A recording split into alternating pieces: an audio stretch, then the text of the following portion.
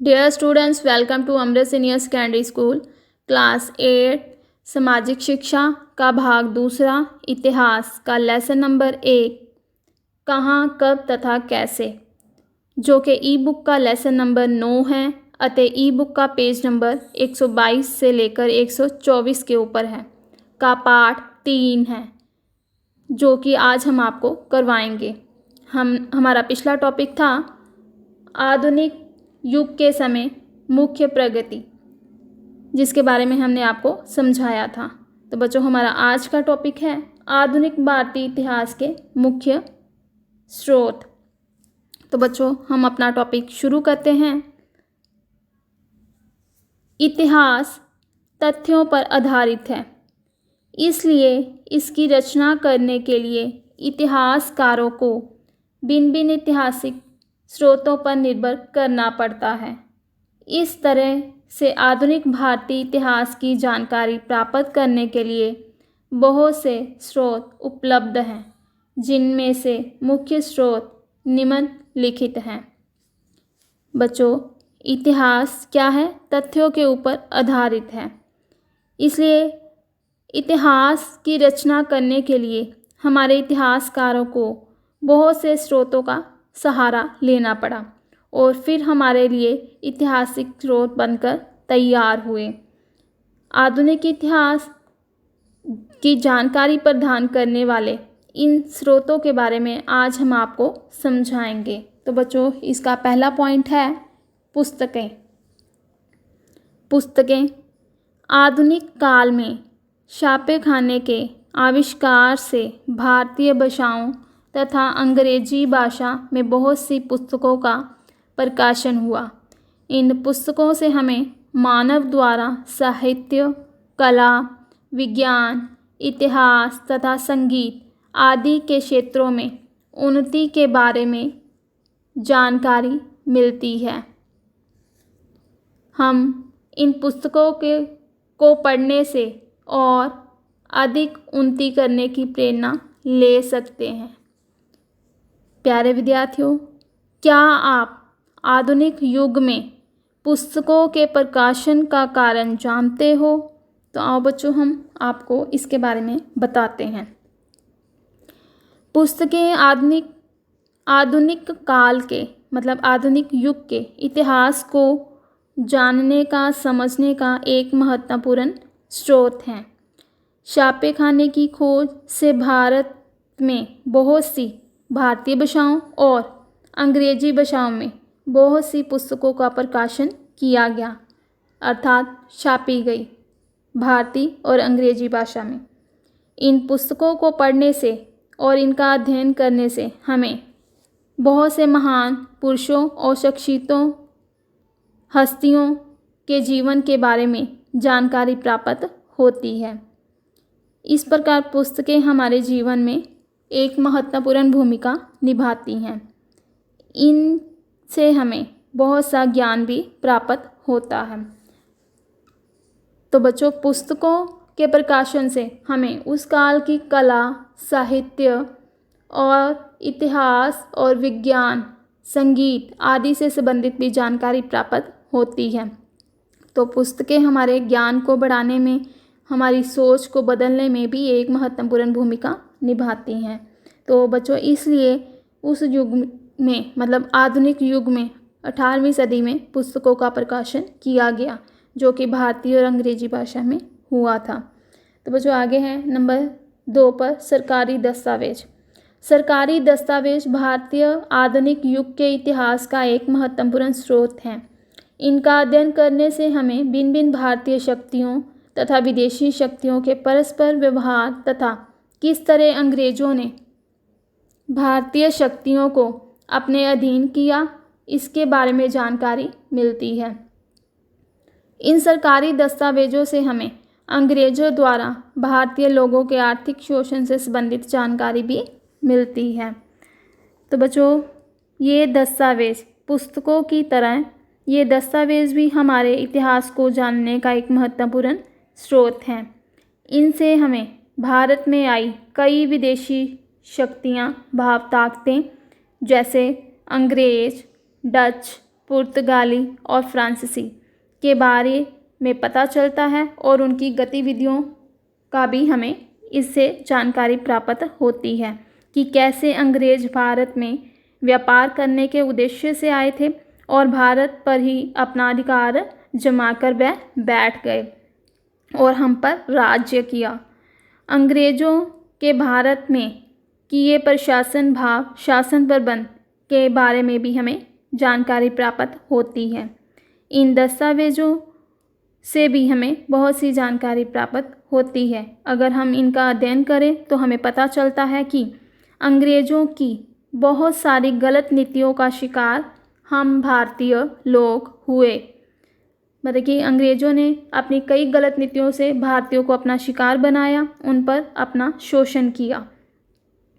अंग्रेज़ों ने हमारे भारत के लोगों का आर्थिक शोषण किया और हम सारे भारतीय व्यापार पर अपना अधिकार कर लिया। व्यापार करने के उद्देश्य से आए और भारतीय व्यापार पर अपना अधिकार कर लिया और व्यापार पर अधिकार किया और पूरे भारत पर ही अपना अधिकार जमा कर बैठ गए और हम पर उन्होंने कई साल तक राज्य किया और हमें भारत के लोगों को अपना गुलाम बनाया। तो बच्चों, ये दस्तावेज़ भी भारतीय इतिहास को, आधुनिक इतिहास को जानने का एक महत्वपूर्ण स्रोत है। आगे नंबर 3 है समाचार पत्र, मैगजीन तथा रिसाले। हमें समाचार पत्र, मैगजीन तथा रसालों आदि से भी भारत के आधुनिक काल के इतिहास की जानकारी मिलती है, जो कि भारत की भिन्न भिन्न भाषाओं में प्रकाशित किए जाते थे। उनमें से कुछ समाचार पत्र जैसे कि the Tribune, the times of India आदि का प्रकाशन आज भी होता है। बच्चों, आधुनिक काल में भारत में भिन्न भिन्न भाषाओं में बहुत से समाचार पत्र, मैगजीन तथा रसाले छापे जाते थे, अर्थात प्रकाशन किया जाता था। इनमें से कुछ समाचार पत्र और रसाले जो कि साप्ताहिक होते थे, मतलब एक सप्ताह के बाद उनका प्रकाशन किया जाता था, सप्ताह में एक बार। उस समय प्रकाशन होने वाले समाचार पत्र भाव छपने वाली जो अखबारें थीं, उनमें से मुख्य the Tribune, the times of India इत्यादि अखबारें भाव समाचार पत्र आज भी छपती हैं। इन स्रोतों से हमें आधुनिक भारत के बारे में बहुत सी महत्वपूर्ण घटनाओं के बारे में जानकारी प्राप्त होती है।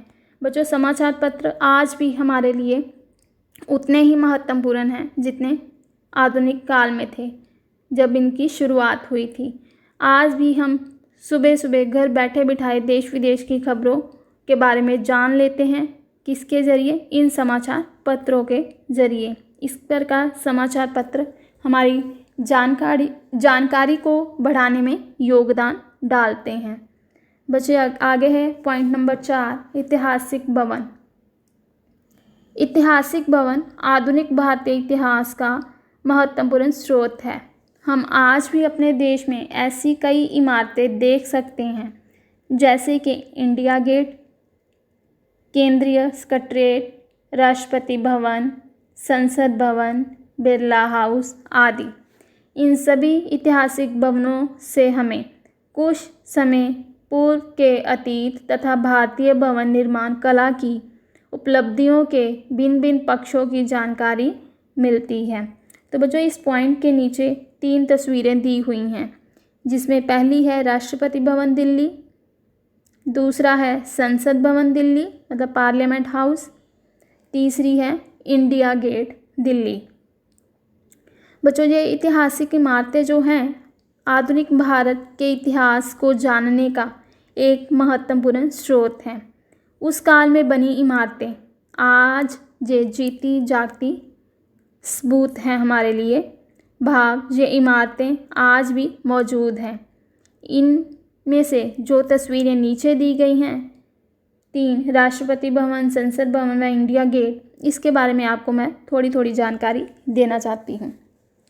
बच्चों, जो राष्ट्रपति भवन है वह भारत के राष्ट्रपति का सरकारी आवास आवास मतलब रहने का स्थान है। ये राष्ट्रपति भवन 1912 में बनना शुरू हुआ और 1929 में पूर्ण हुआ, मतलब बनकर पूरा हुआ। बच्चों आगे है संसद भवन दिल्ली, पार्लियामेंट हाउस। ये संसद भवन भारत के संसदीय कार्रवाई यहाँ पर होती है, मतलब संसद की बैठकें, इजलास इसी संसद भवन में बुलाए जाते हैं। इस संसद भवन में लंबे चौड़े आकार के बाग, फुव्वारे और सड़कें बनी हुई हैं। इस पर 1927 से लेकर 1947 तक ब्रिटिश राज्य का अधिकार रहा। ब्रिटिश राज इसकी मालिक थी, परंतु 1950 में भारत सरकार इसकी मालिक बन गई। जब हमारा संविधान बनकर लागू हो गया, हमारे अपनी नीतियाँ, हमारा अपना संविधान जब बना तो हम संसद भवन के भी मालिक बन गए, भारत सरकार। बच्चे आगे हैं इंडिया गेट। इंडिया गेट इसका निर्माण लाल बलुआ पत्थर और ग्रेनाइट से हुआ, मतलब ये लाल पत्थर और ग्रेनाइट से बना हुआ है। इसकी ऊंचाई 42 मीटर है और इसे बनाने में 10 साल का समय लगा, मतलब कि ये 10 सालों में बनकर तैयार हुआ। इंडिया गेट का पहला नाम ऑल इंडिया वॉर मेमोरियल था, मतलब पहला नाम इसका ऑल इंडिया वॉर मेमोरियल रखा गया और आज हम इसको इंडिया गेट के नाम से जानते हैं।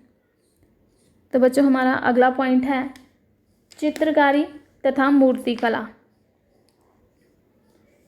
बहुत सी मूर्तियाँ तथा चित्र महत्वपूर्ण ऐतिहासिक स्रोत हैं। ये हमें राष्ट्रीय नेताओं तथा महान ऐतिहासिक व्यक्तियों की पहचान और उनके बारे में जानकारी प्रदान करती हैं। चित्रकारी और मूर्तिकला ये भी बाकी सब स्रोतों की तरह हमारी जानकारी प्रदान करने में सहायता करती हैं। चित्रकारी और मूर्तिकला भी इतिहास को जानने का एक महत्वपूर्ण स्रोत है।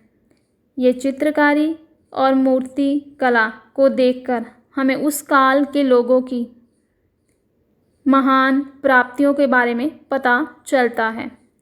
ये वास्तुकला, मूर्तिकला तथा चित्रकला प्राचीन काल में ये तीनों पहलू ही आपस में जुड़े हुए थे। प्राचीन स्रोतों से पता चलता है कि उस समय के जो राजा महाराजा थे वह मूर्तियों और चित्रकला से सजे हुए महलों और भवनों में रहते थे।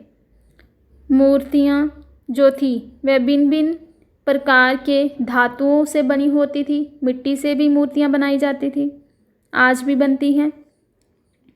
प्राचीन काल से ही भारत धर्म प्रधान देश रहा है तथा यहाँ के निवासी मूर्तियाँ बना के अपने देवी देवताओं की पूजा करते आए हैं। यही कारण है कि प्राचीन काल से लेकर वर्तमान काल तक कला की पहचान बनाए रखने में सफल रही हैं मूर्तियाँ और चित्रकारी। इस प्रकार मूर्तिकला तथा चित्रकला हमारे आधुनिक भारत को जानने का एक महत्वपूर्ण स्रोत है। इसके साथ ही बच्चों आज का टॉपिक आधुनिक भारतीय इतिहास के स्रोत और ये लेसन यहीं पर ख़त्म होता है। अपने इस टॉपिक से संबंधित मैं आपसे 5 प्रश्न पूछने जा रही हूँ, जो कि आपने इस ऑडियो को ध्यान से सुनकर समझकर अपनी कॉपी के ऊपर करने हैं। तो बच्चों सुनो आज के टॉपिक से संबंधित पहला क्वेश्चन। बच्चों नंबर 1 पर सही और गलत है। प्राचीन काल में राजा और महाराजा मूर्तिकला तथा चित्रकला के शौकीन थे। नंबर 2 पर छापे खाने के आविष्कार से सिर्फ अंग्रेजी भाषा की पुस्तकों का प्रकाशन हुआ। बच्चे आगे नंबर 3 पर खाली स्थान है। आधुनिक भारत में प्रकाशित होने वाले समाचार पत्र द ट्रिब्यून डैश आदि का प्रकाशन आज भी होता है। नंबर 4 पर भी खाली स्थान है। अंग्रेजों के द्वारा डैश लोगों का डैश किया गया। नंबर 5 पर एक प्रश्न है। पुस्तकों को अध्ययन पुस्तकों के अध्ययन से और किन क्षेत्रों में उन्नति के बारे में जानकारी प्राप्त होती है। तो बच्चों, इसी के साथ हमारा लेसन और टॉपिक यहीं पर ख़त्म होता है। धन्यवाद।